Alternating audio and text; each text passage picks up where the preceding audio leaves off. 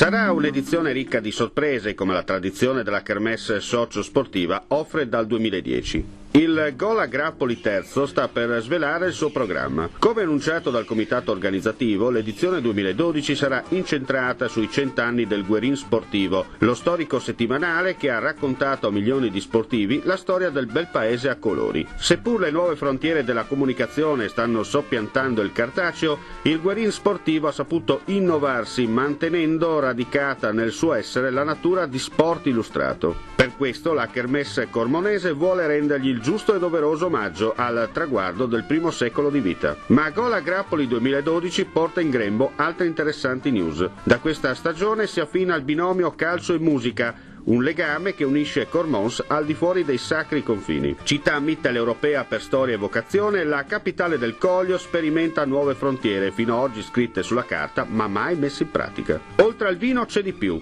Il calcio è nell'anima di queste genti.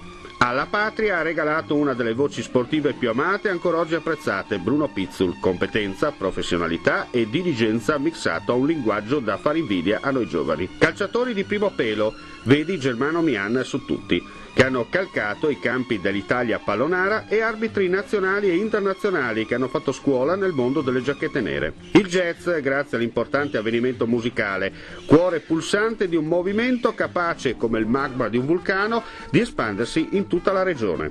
Altre novità bollono in pentola, nell'attesa non resta che dire Cormons ed è subito gol.